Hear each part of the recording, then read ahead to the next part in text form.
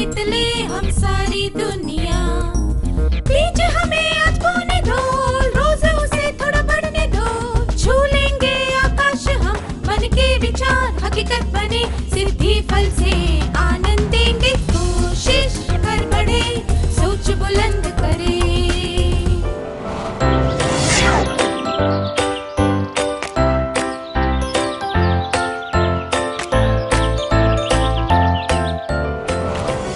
नमस्ते छात्रों, क्या हम आज का सत्र एक खेल से शुरू करें? मैं चाहती हूँ कि सभी छात्र अपने दोस्तों के साथ जोड़ियां बना लें और एक के पीछे एक खड़े हो जाएं, ठीक है? आप सभी जो पीछे खड़े हैं, आगे वाले की आंखों पर पट्टी बांधेंगे। आंखों पर पट्टी बंधे व्यक्ति को लगातार 3 मिनट तक चलना होगा। यदि उसे मदद की आवश्यकता पड़ी तो उसे मदद करो, यह जोर से कहना होगा। तब उसका साथी मदद के लिए आएगा। वह साथी अपने पट्टी बंधे हुए दोस्त के करीब चलेगा, पर उसका हाथ नहीं पकड़ेगा और ना ही उसे छुएगा। उसे बस यह ध्यान रखना है कि पट्टी बंधे हुए दोस्त को कोई हानि ना पहुंचे, जैसे कि वह किसी चीज से टकरा ना जाए।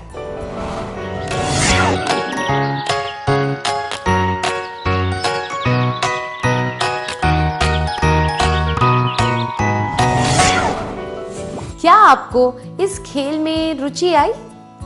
क्या यह आपके लिए एक नया अनुभव था? क्या आप अपने अनुभव के बारे में सबको बताना चाहेंगे?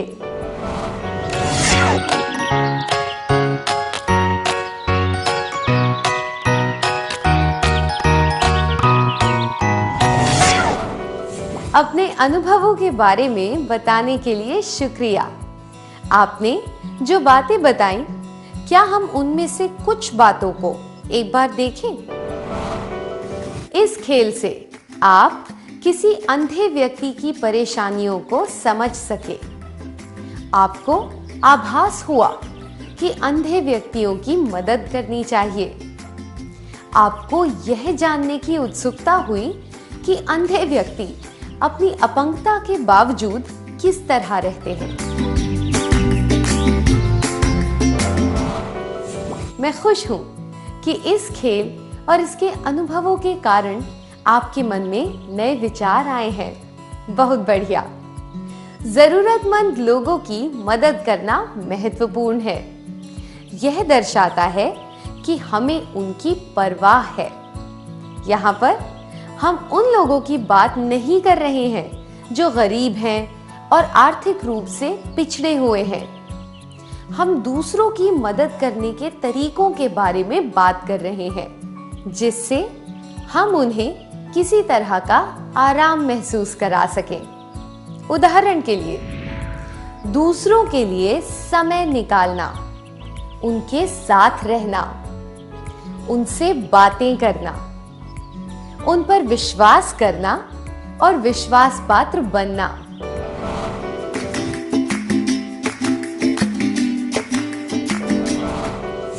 जिन लोगों को हमारी देखरेख की जरूरत है, हम उनका ध्यान किस तरह से रख सकते हैं? हम दूसरों का ध्यान रखने के लिए उनके साथ समय बिता सकते हैं। हम उनके साथ रहकर उनसे बात कर सकते हैं। हम उन पर विश्वास कर सकते हैं और उनके विश्वास पात्र बन सकते हैं। चलिए एक बार फिर से कहें, हम दूसरों का ध्यान रखने के लिए उनके साथ समय बिता सकते हैं। हम उनके साथ रहकर उनसे बात कर सकते हैं। हम उन पर विश्वास कर सकते हैं और उनके विश्वास पात्र बन सकते हैं। ना सिर्फ खेल में, बल्कि हमारे जीवन में भी ऐसी कई परिस्थितियां आती हैं जब हम दूसरों पर निर्भर होते हैं और होते रहेंगे। जब हम बच्चे थे तब हमारे माता पिता, रिश्तेदार, शिक्षक और मित्र हमारी मदद करते थे। वे हमें खाना खिलाते थे, चलना सिखाते थे, बीमार पड़ने पर हमें दवाइयां देते थे, बात करना सिखाते थे, अच्छे संस्कार देते थे। खेलने के समय कोई हमारे साथ होता था। हमारी मदद तब तक की गई जब तक कि हम स्वतंत्र ना हो गए। ऐसे कई लोग हैं जिन्होंने इच्छा पूर्वक हमारी मदद की। वे हमारी मदद कर रहे हैं और आगे भी करते रहेंगे। दूसरे शब्दों में कहें तो मददगार लोग स्वेच्छा और खुशी से जरूरतमंदों की मदद करते रहे हैं और करते रहेंगे। क्या आप उन लोगों के बारे में सोच सकते हैं जो आश्रित हैं और जिन्हें सहायता की जरूरत है? इसके लिए आपको चित्रों द्वारा कुछ संकेत दिए जा रहे हैं।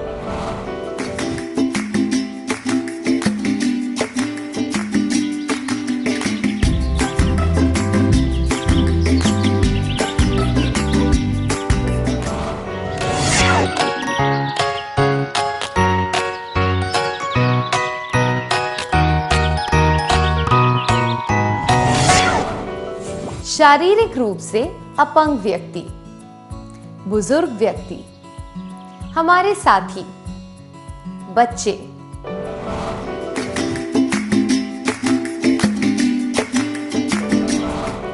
धन्यवाद। हमने देखा कि कई तरह के आश्रित लोग हैं। हम उन सभी की सहायता कैसे कर सकते हैं? आइए एक गीत गाते हैं जिसमें हमें बताया जाएगा कि यह कैसे किया जाए। कृपया गीत गाने के लिए खड़े हो जाएं।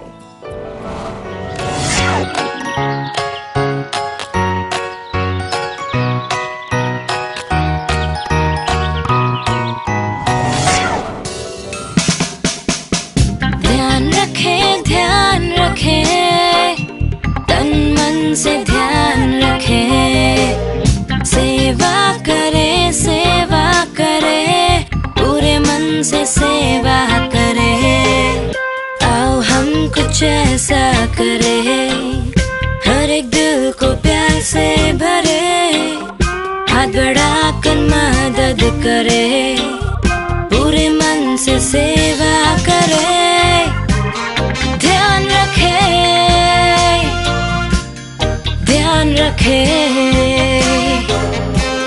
ध्यान रखे, ध्यान रखे। बुजुर्गों को सहारा दे, मित्रों की मदद करे, माता पिता की सेवा करे, पूरे मन से सेवा करे। ध्यान रखे, ध्यान रखे, ध्यान रखे, ध्यान रखे। बच्चों को प्यार दुलार दे, अक्षम लोगों की सहायता करे, सबके मुख पर हंसी लाए, पूरे मन से सेवा करे। ध्यान रखे, ध्यान रखे, ध्यान रखे, ध्यान रखे।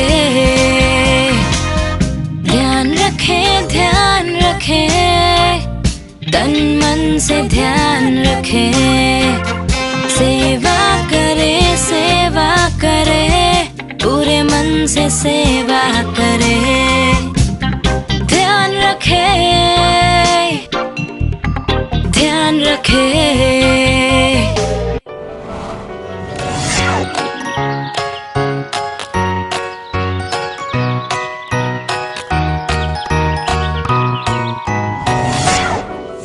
धन्यवाद। यह गीत क्या संदेश देता है?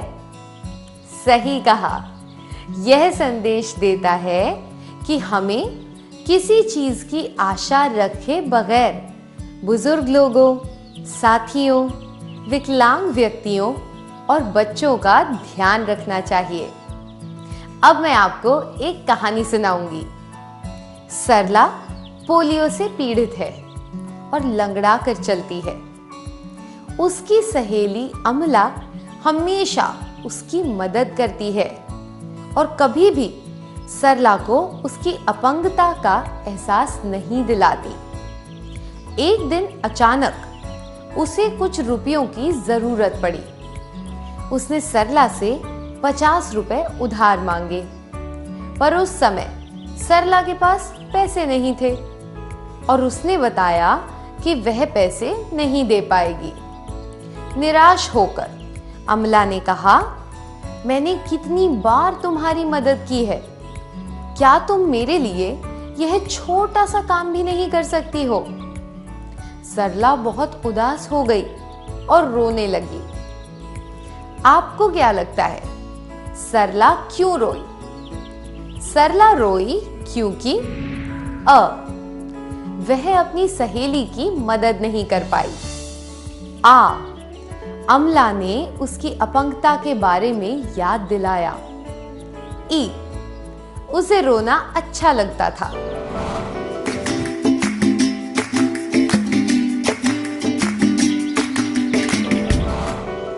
किसी को भी रोने में मजा नहीं आता, और अगर मदद ना कर पाने की वजह से उसे रोना आया तो उसे तभी रोना चाहिए था जब अमला ने उससे पैसे मांगे थे। उसने तो बल्कि खुलकर यह बात बताई थी कि अभी उसके पास पैसे नहीं हैं। सरला तब रोई जब अमला ने कहा कि मैंने कितनी बार तुम्हारी मदद की है, क्या तुम मेरे लिए यह छोटा सा काम भी नहीं कर सकती हो? उसकी अपंगता के बारे में याद दिलाने के कारण ही सरला रोई होगी। क्या अमला को इस तरह बात करनी चाहिए थी? आमतौर पर किसी भी व्यक्ति को उसकी अपंगता या अयोग्यता का एहसास दिलाना उचित नहीं होता। आपने किसी व्यक्ति की मदद की हो तो उसके बारे में याद दिलाना भी सभ्य नहीं होता। अपंग व्यक्ति को दी गई मदद के बदले में कुछ मांगना तो बिल्कुल ही अनुचित होता है। निस्वार्थ सेवा ही सच्ची सेवा होती है। अब मैं आपसे एक प्रश्न पूछूंगी। जब आप एक अंधे व्यक्ति को सड़क पार करते हुए देखें, तब आप क्या करेंगे? मैं देखूंगा या देखूंगी कि वह सड़क कैसे पार कर रहा है। सड़क पार करने में मैं उसकी मदद करूंगा या करूंगी। मैं अपने काम से काम रखूंगा या रखूंगी। मुझे उस पर दया आएगी। इस प्रश्न के लिए ये सभी जवाब मैं देखूंगा या देखूंगी कि वह सड़क कैसे पार कर रहा है, या मैं अपने काम से काम रखूंगा या रखूंगी और मुझे उस पर दया आएगी, उचित नहीं है, क्योंकि इनमें मदद करने की कोई भावना नहीं है। सबसे उचित उत्तर है सड़क पार करने में मैं उसकी मदद करूंगा या करूंगी।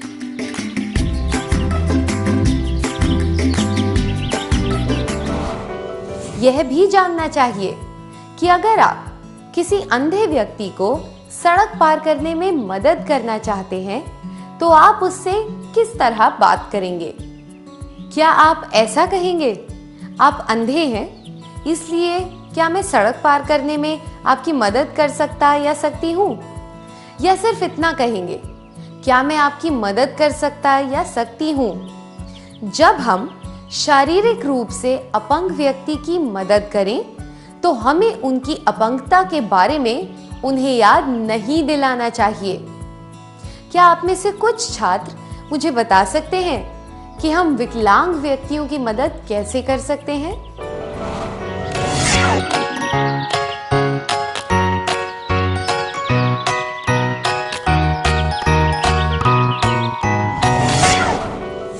यह बातें बताने के लिए धन्यवाद। हम सड़क पार करने में उनकी मदद कर सकते हैं। उन्हें पुस्तक, अखबार इत्यादि पढ़कर सुना सकते हैं।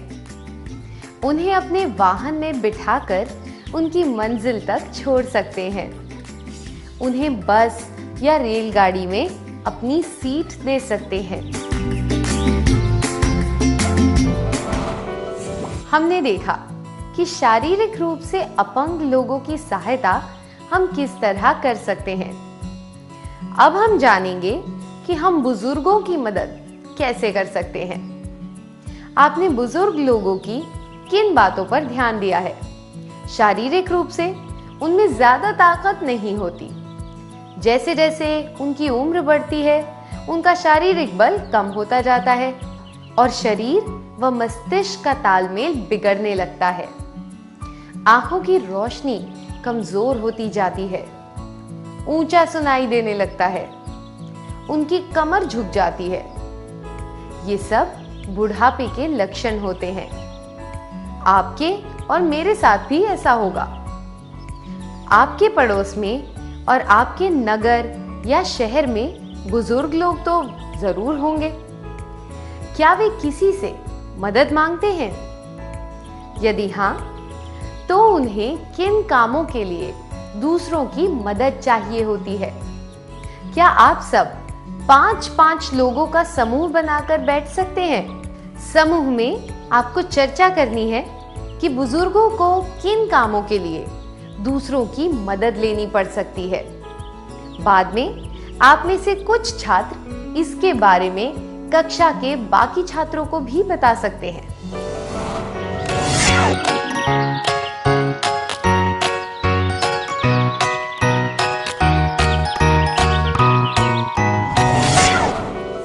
इस बारे में चर्चा करने और सबको बताने के लिए धन्यवाद।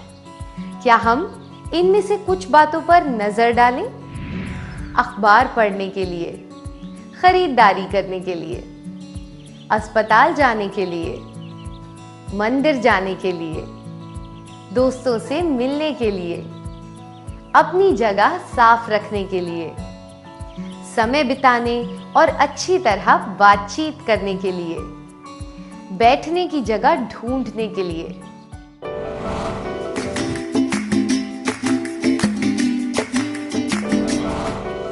धन्यवाद। आपके इन जवाबों से जाहिर है कि आपने बुजुर्गों की तरफ ध्यान दिया है और उनकी जरूरतों को भी समझा है। अपने परिवार और रिश्तेदारों के लिए 60-70 साल तक काम करने के बाद ये लोग बढ़ती उम्र की वजह से कमजोर हो जाते हैं। उनके दिमाग में हमेशा यह बात चलती रहती है कि वे अपना काम खुद कर सकें। बुजुर्ग लोग चाहते हैं कि वे सक्रिय जीवन बिता सकें, इसलिए वे प्रयास करते हैं कि वो सारे काम कर सकें जो वे युवावस्था में आसानी से कर लेते थे। पर जब उन्हें काम करने में मुश्किल होती है तो उन्हें मदद की जरूरत महसूस होने लगती है। हम सभी बूढ़े हो जाएंगे, हमें भी कभी मदद की जरूरत पड़ेगी। इसलिए हमें खुशी से और स्वेच्छा से बुजुर्गों की मदद करनी चाहिए, उनका ध्यान रखना चाहिए। जब एक बुजुर्ग व्यक्ति को अखबार पढ़ने में मुश्किल हो रही हो तो आप क्या करेंगे? आप प्रतीक्षा करेंगे कि वे आपसे मदद मांगे, उसके बाद आप उनकी मदद करेंगे। उस व्यक्ति पर ध्यान नहीं देंगे और अपने काम में जुट जाएंगे।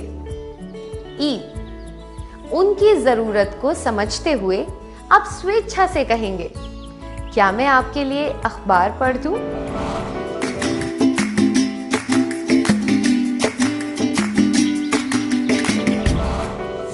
उस व्यक्ति पर ध्यान नहीं देने से यह जाहिर होता है कि आप बुजुर्गों की परवाह नहीं करते।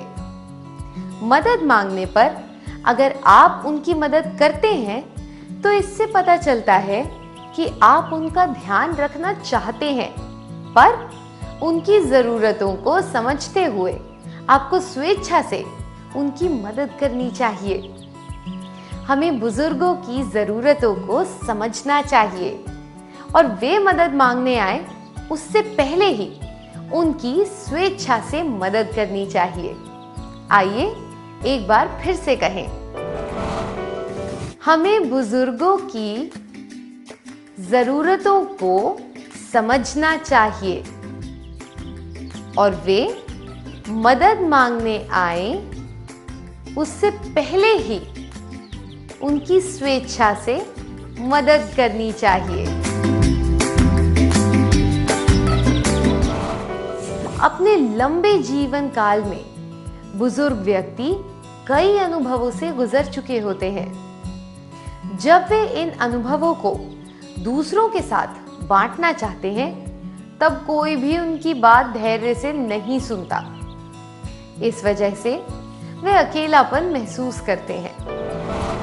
देखा जाए तो हर बुजुर्ग का जीवन इतिहास की तरह है। वे बहुत खुश होंगे अगर कोई उनके पास जाकर उनकी बातें सुनना चाहेगा। इसलिए हमें धैर्य से उनकी बातें सुननी चाहिए। जरा सोचिए, इतना अनुभव प्राप्त करने के लिए जो समय चाहिए, वह समय लगाए बिना ही हम उनकी सफलताओं और असफलताओं में से काफी कुछ सीख सकते हैं। और यह अनुभव प्राप्त करने के लिए हमें उन हालातों का खुद सामना भी नहीं करना पड़ेगा। जब आपके परिवार के बुजुर्ग अपने अनुभवों के बारे में बात करें, तब आप क्या करेंगे? क्या आप मन लगाकर उनकी बातें सुनेंगे? क्या आप वहां बैठकर बिना मन के उनकी बातें सुनेंगे और उबासियां लेते रहेंगे? क्या आप मन ही मन यह कहेंगे कि उनके पास कुछ करने को तो है नहीं और उन्हें सुने बिना ही वहां से चले जाएंगे?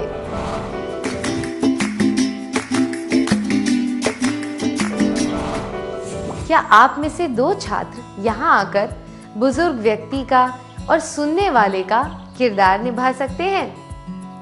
अभिनय द्वारा आपको तीनों परिस्थितियां एक के बाद एक करके दिखानी है।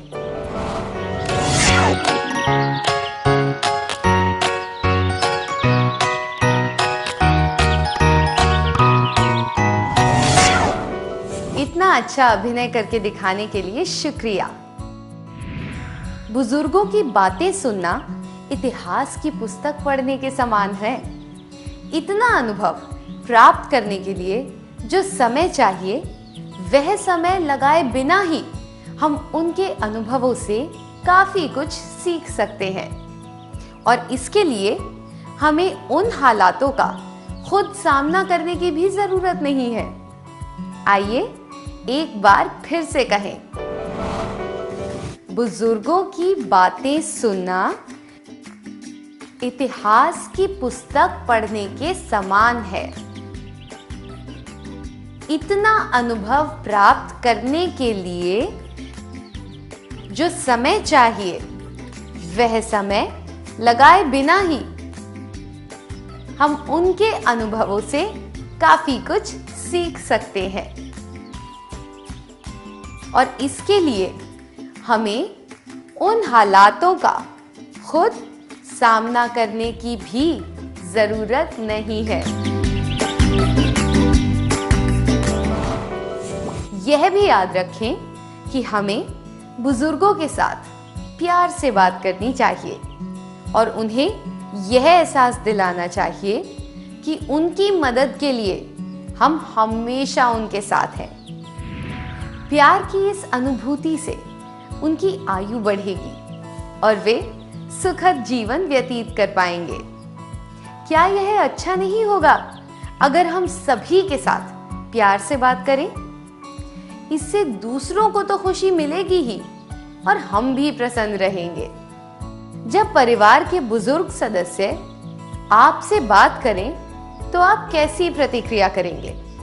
प्यार से जवाब देंगे या फिर कहेंगे मुझे जल्दी से बताइए और यहां से चलते बनिए? हमें बुजुर्गों के साथ प्यार से बात करनी चाहिए। उन्हें यह एहसास दिलाना चाहिए कि उनकी मदद के लिए हम हमेशा उनके साथ हैं। आइए इसे एक बार फिर से कहें। हमें बुजुर्गों के साथ प्यार से बात करनी चाहिए। उन्हें यह एहसास दिलाना चाहिए कि उनकी मदद के लिए हम हमेशा उनके साथ हैं। जिस तरह हम शारीरिक रूप से अपंग व्यक्तियों और बुजुर्गों की देखरेख करते हैं, क्या उसी तरह हमें अपने साथियों की मदद भी करनी पड़ती है? हाँ, लेकिन कुछ अलग तरह से। कोई भी इंसान हमेशा खुश नहीं रहता। जब हम किसी बात से परेशान होते हैं तो हर वक्त उसी के बारे में सोचते रहते हैं। किसी के साथ उस बारे में बात करके हमें अच्छा महसूस होता है ना? क्या आप जोड़ियां बनाकर बैठ जाएंगे? आपको अपने साथी को यह बताना है कि जब आप बहुत ज्यादा परेशान होते हैं तो आपको कैसा लगता है। घर या स्कूल से संबंधित कौन सी बातें हैं जो आपको परेशान करती हैं?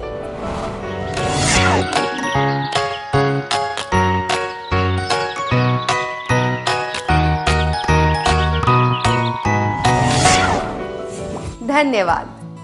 कुछ बातें जो हमें परेशान कर सकती हैं वे हैं जब दोस्तों के साथ झगड़ा या लड़ाई होती है, जब घर पर कोई बीमार होता है, जब हम किसी दोस्त की परेशानी के बारे में सुनते हैं, जब हम स्कूल में किसी परेशानी में फंस जाते हैं, जब दूसरे हमें गलत समझते हैं।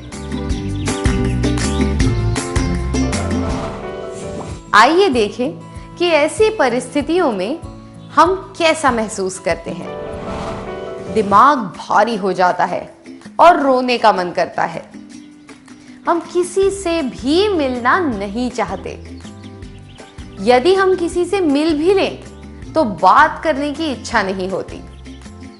हम चाहते हैं कि कोई हो जो हमारे मन की बात समझे या हम जो कहना चाहते हैं उसे सुने। यदि आपका दोस्त इस स्थिति में हो तो आप कैसे पता लगाएंगे? आप क्या करेंगे? अपनी उम्र के दोस्त होने से हम अपने मन की बातें और विचार उन्हें खुलकर बता सकते हैं। इसलिए हमें अपने दोस्तों की परेशानियों को जानना चाहिए ताकि हम सही समय पर उनकी मदद कर सकें। हम यह कैसे कर सकते हैं? यह सिर्फ उनके व्यवहार पर ध्यान देने से पता लगाया जा सकता है। उदाहरण के लिए, सामान्य तौर पर चहकते रहने वाला व्यक्ति जब शांत दिखाई दे और दूसरों से दूर रहने लगे, या फिर शांत रहने वाला व्यक्ति जब बहुत ही ज्यादा शांत हो और उसकी मुस्कुराहट बनावटी लगे, तब हमें समझ जाना चाहिए कि उसे कुछ परेशानी है। जब हमें ऐसी बातें नजर आने लगे तो हमें उनसे सीधा सीधा नहीं पूछना चाहिए कि उन्हें क्या परेशानी सता रही है। बात को थोड़ा घुमाकर कुछ इस तरीके से पूछना चाहिए, मुझे आप में कुछ बदलाव नजर आ रहा है। अगर वह दोस्त इच्छुक होगा या होगी तो आपके साथ अपनी परेशानी बांटेगा या बांटेगी, नहीं तो वह बात को यह कहकर टाल देगा या देगी, अरे ऐसा कुछ भी नहीं है। हालांकि हमारे साथी हमें खुद की निजी समस्याओं के बारे में बताते हैं, पर हमें यह ध्यान रखना चाहिए कि हम उनसे कुछ भी खोद कर ना पूछें, ना ही कुछ बताने के लिए उन्हें मजबूर करें, बल्कि हमें इंतजार करना चाहिए कि वे खुद हमें सारी बातें बताएं। हमें यह भी याद रखना चाहिए कि ये सब बातें हम दूसरों को ना बताएं और ना ही इनके बारे में चर्चा करके उनका मजाक उड़ाएं। आइए अब एक परिस्थिति पर ध्यान दें। रवि आपका बहुत अच्छा दोस्त है। वह जरूरत से ज्यादा शांत नजर आ रहा है। आपको लग रहा है कि उसे कोई परेशानी है। आप उसे क्या कहेंगे? अगर तुम्हें लगता है कि मुझसे बात करके तुम अच्छा महसूस करोगे तो कृपया मुझे अपनी परेशानी बताओ। अगर तुम मुझे अपना या अपनी दोस्त मानते हो तो तुम्हें अपनी परेशानी मुझे बतानी पड़ेगी। अगर तुम मुझे अपनी परेशानी के बारे में नहीं बताओगे तो मैं समझूंगा या समझूंगी कि तुम मुझ पर विश्वास नहीं करते।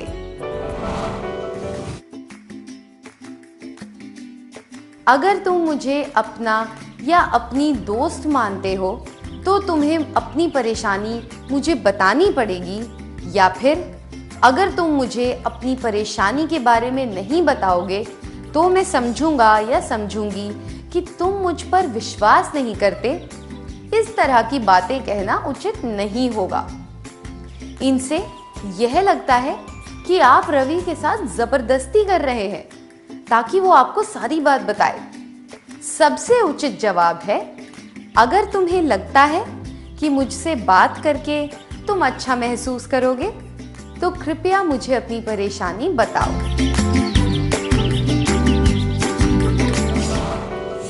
यहाँ पर यह निर्णय रवि को लेना है कि वह आपको सारी बात बताना चाहता है या नहीं। अगर कोई अपनी निजी बातें हमें ना बताना चाहे तो हमें कुछ भी खोद खोद कर नहीं पूछना चाहिए, ना ही कुछ बताने के लिए उन्हें मजबूर करना चाहिए। आइए एक बार फिर से कहें। अगर कोई अपनी निजी बातें हमें ना बताना चाहे तो हमें कुछ भी खोद खोद कर नहीं पूछना चाहिए, ना ही कुछ बताने के लिए उन्हें मजबूर करना चाहिए। जब आपके साथी अपनी निजी समस्याएं आपके साथ बांटते हैं तब आप उन बातों को अपने तक ही रखते हैं या दूसरों को भी बता देते हैं? जाहिर है कि किसी की निजी बातें हमें अपने तक ही रखनी चाहिए और दूसरों को उसके बारे में नहीं बताना चाहिए। जब कोई हम पर विश्वास करके अपनी निजी समस्याएं हमें बताए तो वह बातें दूसरों को नहीं बतानी चाहिए, ना ही हमें उन बातों को लेकर उनका मजाक उड़ाना चाहिए। फिर से कहें, जब कोई हम पर विश्वास करके अपनी निजी समस्याएं हमें बताए तो वह बातें दूसरों को नहीं बतानी चाहिए, ना ही हमें उन बातों को लेकर उनका मजाक उड़ाना चाहिए। अब हम अगले प्रश्न पर जाएंगे। क्या अपंग व्यक्तियों, बुजुर्गों और साथियों की तरह बच्चों को भी मदद की जरूरत होती है? जी हाँ, बिल्कुल। अपने छोटे भाई बहन या पड़ोस के बच्चों के साथ खेलते समय क्या आपने कभी गुस्से में उन्हें पीटा या डांटा है? क्या आपने उनसे कभी ऐसा कहा है कि वे छोटे हैं इसलिए उन्हें कुछ नहीं पता और उन्हें आपकी आज्ञा माननी होगी? क्या आप बता सकते हैं कि किन बातों के लिए आपने छोटे बच्चों को डांटा या पीटा है?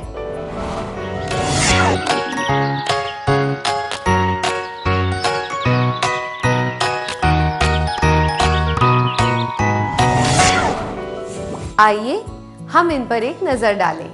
हमने बच्चों को डांटा या पीटा है जब उन्होंने हमारी आज्ञा नहीं मानी, जब उन्होंने वह चीज नहीं दी जो हमने उनसे मांगी थी, जब उन्होंने हमारी गलतियां बताई, जब उन्होंने अपनी बात मनवाकर हमें नीचा दिखाया, जब हम अपना गुस्सा बड़ों पर नहीं उतार सके।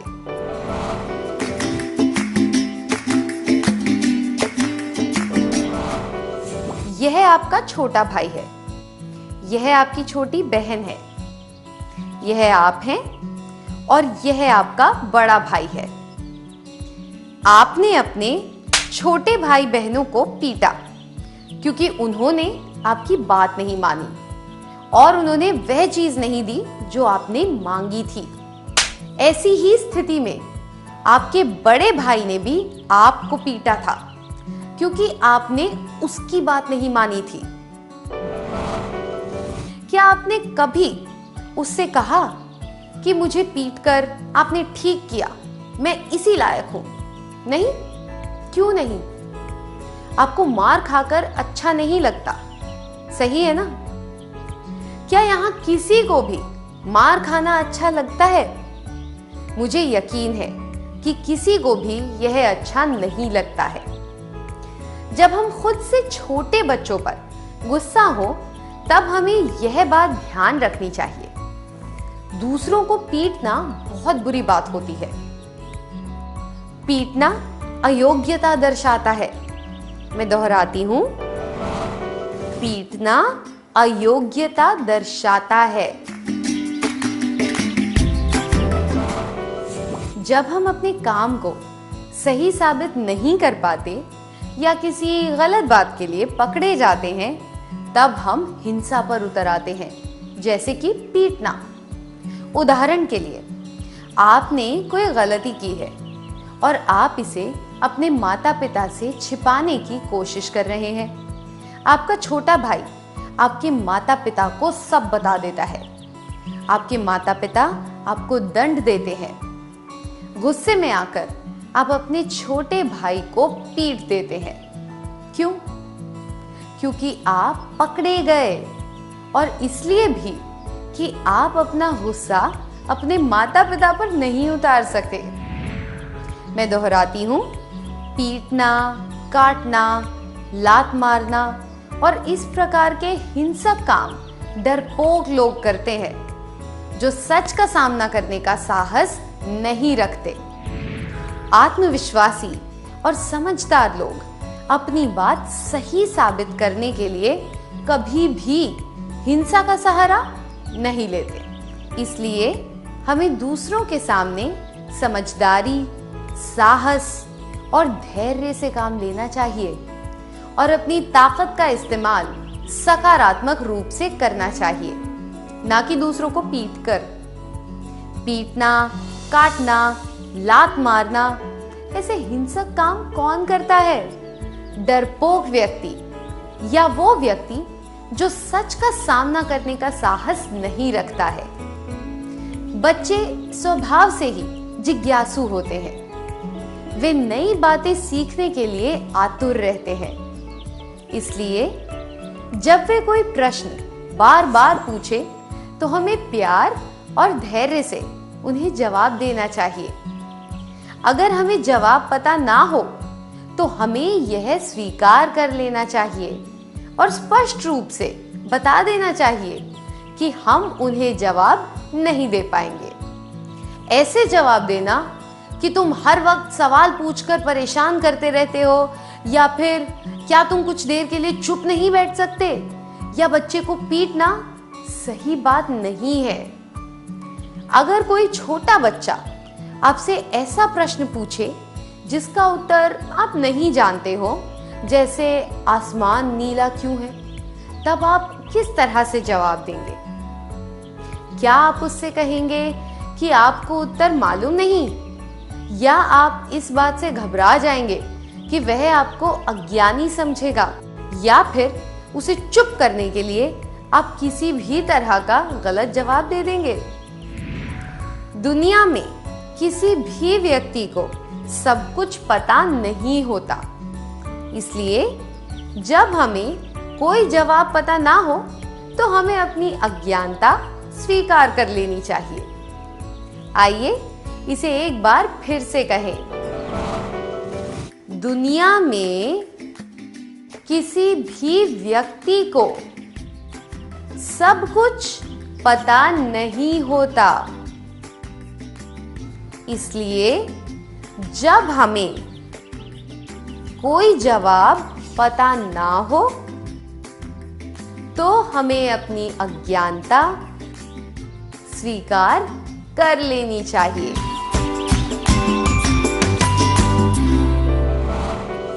जब छोटे बच्चे कोई अनुचित काम करें तो हमें उसके परिणाम के बारे में उन्हें समझाना चाहिए और यह भी सिखाना चाहिए कि क्या उचित है।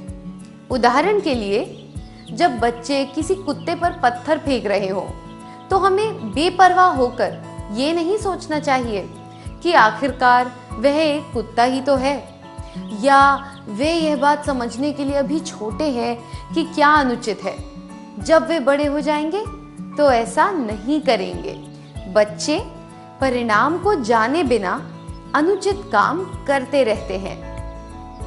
यह बात भी है कि उन्हें यह जानकारी नहीं होती कि क्या उचित है और क्या नहीं।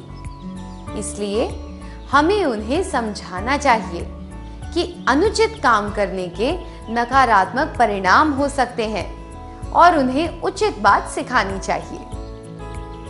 अगर आप किसी बालक को सड़क पर थूकते हुए या स्कूल की मेज को ब्लेड या प्रकार से खुरचते हुए देखें तो आप क्या करेंगे? क्या आप उसे ऐसा करने के परिणामों के बारे में बताएंगे और समझाएंगे कि वह अनुचित काम कर रहा है, या फिर उसके सर पर पीट कर कहेंगे ऐसा मत करो? जब छोटे बच्चे कोई अनुचित काम करें तो उन्हें यह बताना चाहिए कि ऐसा करने के क्या परिणाम हो सकते हैं। फिर से कहें, जब छोटे बच्चे कोई अनुचित काम करें तो उन्हें यह बताना चाहिए कि ऐसा करने के क्या परिणाम हो सकते हैं। इस कक्षा में हमने जो कुछ सीखा, क्या हम उसे संक्षेप में एक बार देख लें? क्या हम पीछे बैठे हुए छात्रों से शुरू करें? आप सब एक एक करके मुझे सीखी हुई बातें बताते जाना। कोई भी बात दोहराई नहीं जानी चाहिए। आप सब तैयार हैं?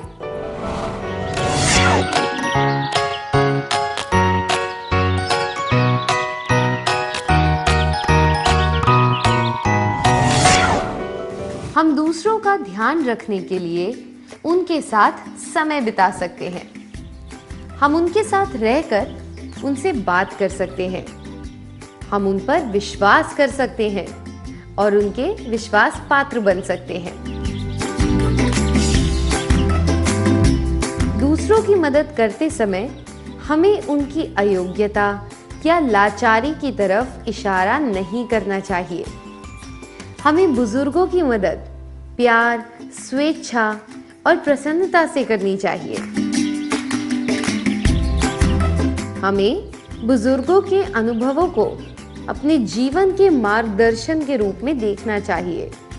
अगर कोई अपनी निजी बातें हमें ना बताना चाहे तो हमें कुछ भी खोद खोद कर नहीं पूछना चाहिए, ना ही कुछ बताने के लिए उन्हें मजबूर करना चाहिए। हमें बच्चों की देखरेख प्यार से करनी चाहिए और कभी भी उनके साथ हिंसक व्यवहार या गुस्सा नहीं करना चाहिए। हमें बच्चों की जिज्ञासा से परेशान नहीं होना चाहिए, बल्कि धैर्यपूर्वक उनके प्रश्नों के उत्तर देने चाहिए। क्या हम एक कार्य करें ताकि ये सब बातें आपको हमेशा याद रहें?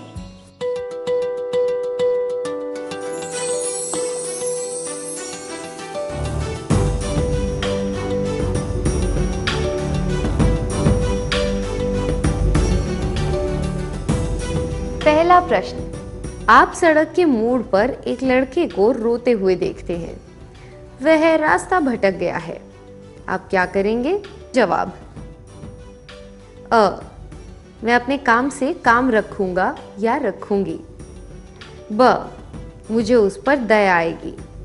स, मैं उसके बारे में और पता करने की कोशिश करूंगा या करूंगी व दूसरों से मदद लूंगा या लूंगी।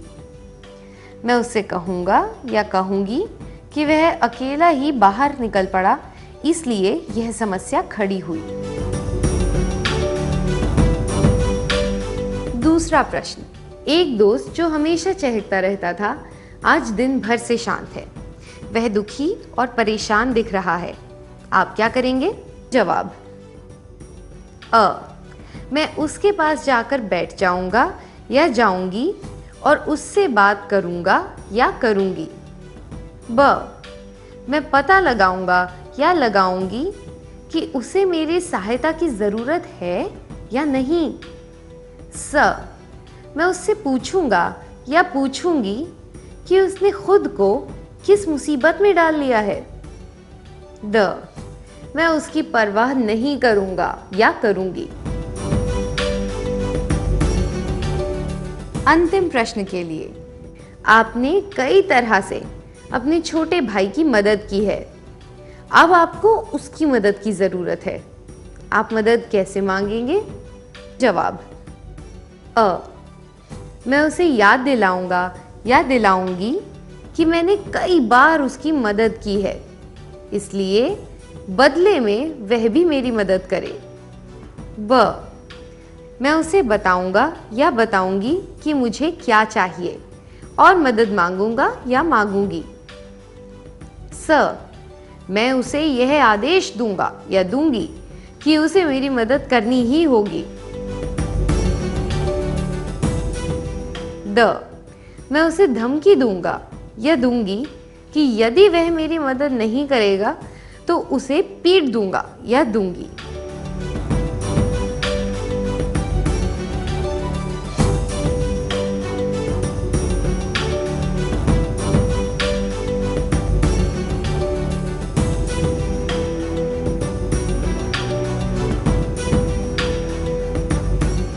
कृपया सब काम पूरा करके अगले सत्र में चर्चा करने के लिए आए। धन्यवाद। अगली क्लास में मिलते हैं।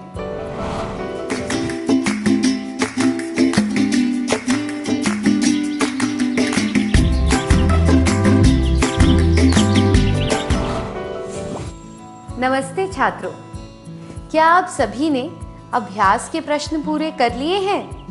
क्या हम उत्तर जांच लें?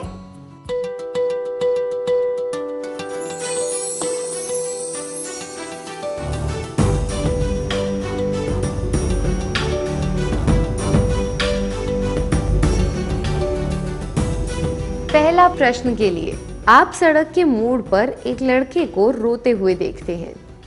वह रास्ता भटक गया है। आप क्या करेंगे?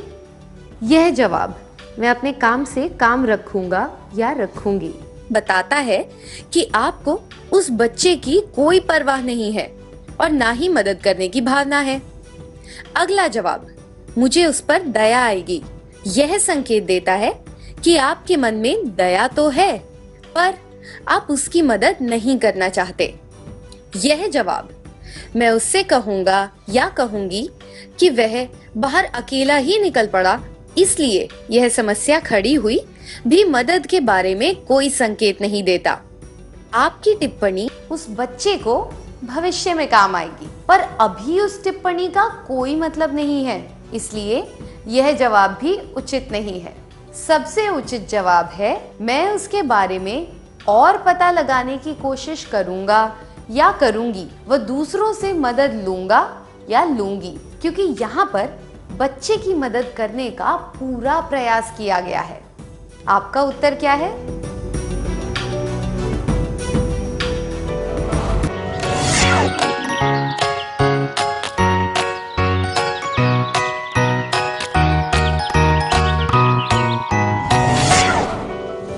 दूसरा प्रश्न के लिए, एक दोस्त जो हमेशा चहकता रहता था आज दिन भर से शांत है।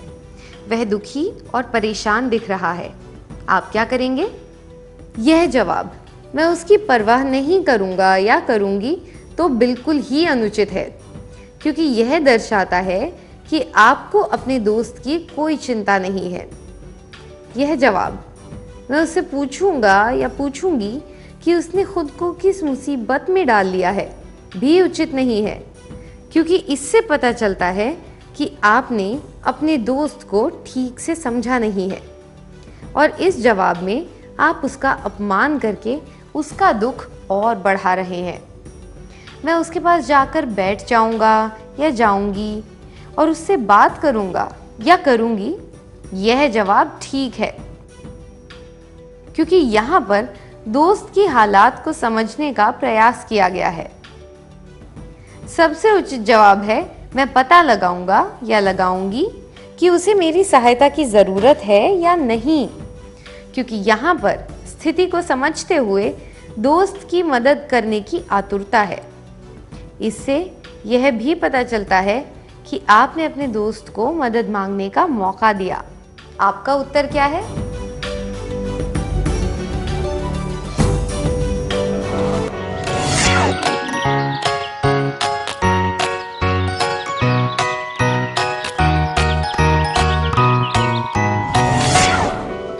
आखिरी प्रश्न के लिए, आपने कई तरह से अपने छोटे भाई की मदद की है।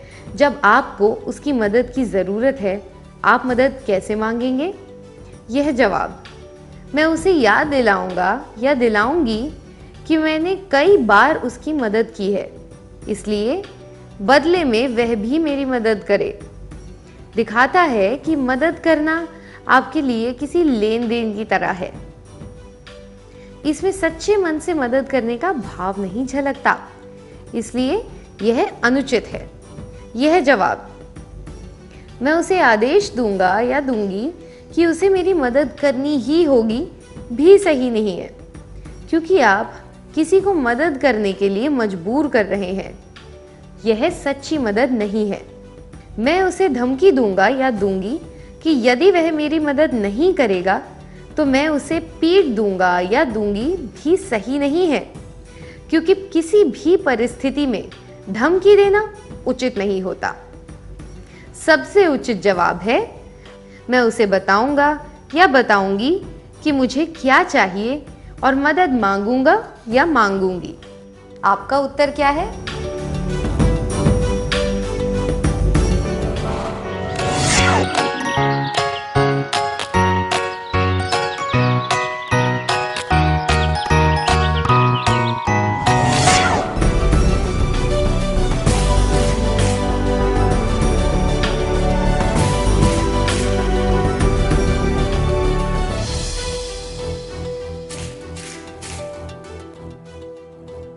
जिन छात्रों के सभी उत्तर सही थे उन्हें बधाई। बाकी छात्रों को अगली बार के लिए शुभकामनाएं। क्या हम अगले सत्र की ओर बढ़ें?